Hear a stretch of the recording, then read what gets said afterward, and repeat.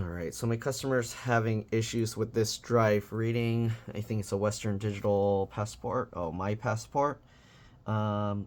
So we're gonna see if it's removable from this case. Oh, it looks like they already tried, or maybe they dropped it and it popped out like that.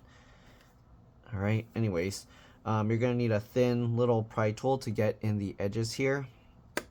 It looks like maybe he already tried this. If he already did, then that means there's going to be no point.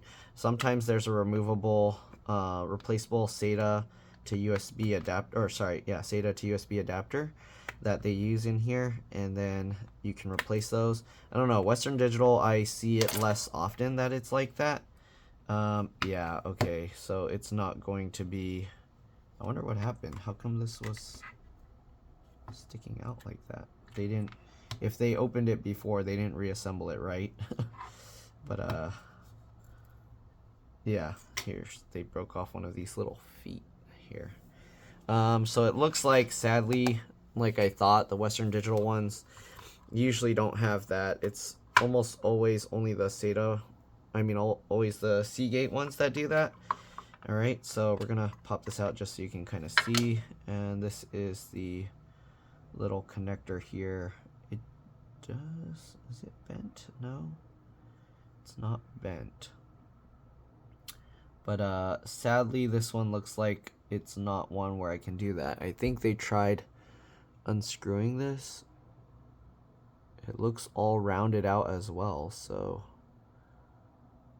I don't think I can even remove the little screws here. Let me see if I can.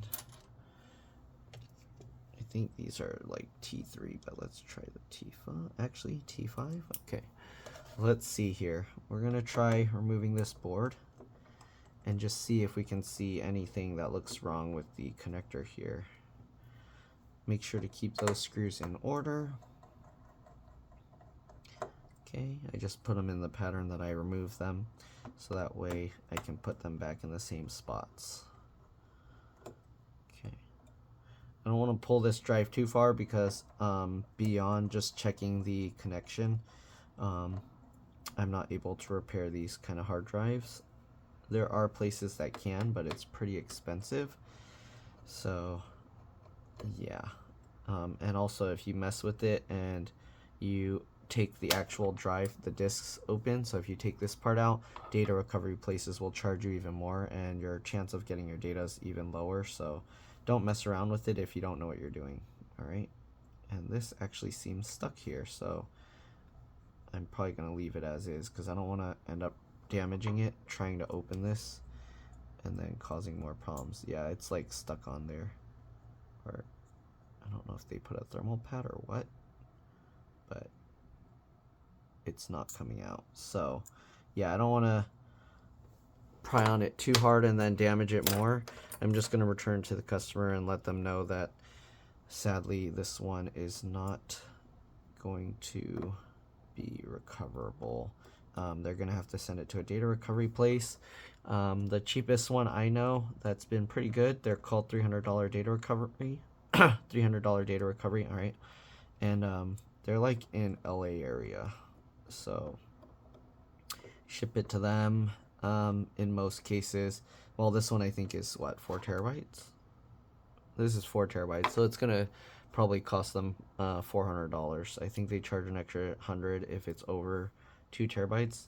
I don't know if they charge an extra 100 for every 2 terabytes it's over, so I don't know if it will end up costing even more, but hopefully not. All right. These larger drives always scare me because if you lose your data, that's a lot of data to lose. So yeah, keep that in mind if you're having these large drives, that you do have a backup, right? It's a lot to back up, but you want to make sure to have at least a second copy of all your data somewhere. Okay, so yeah, sadly this is not going to be recoverable, and I don't know if that stuff was broken from them trying to open this. I think it might be.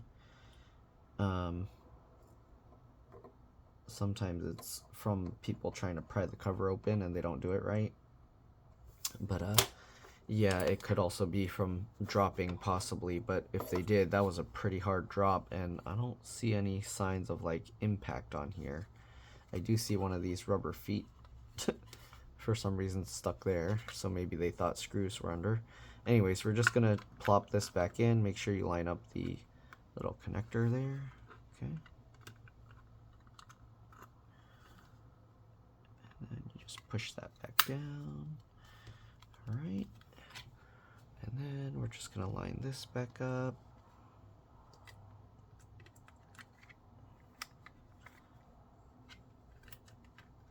Okay, make sure everything's lined up, and then just click it down. And that's it. That's how you open up one of these. I don't know if that's going to be useful to anyone, because I don't think anyone's going to need to open that can't do anything with the drive. But there you go. That's what's inside the Western Digital little box. All right, thanks for watching, and I'll see you on the next one. Let's drop this. Bye.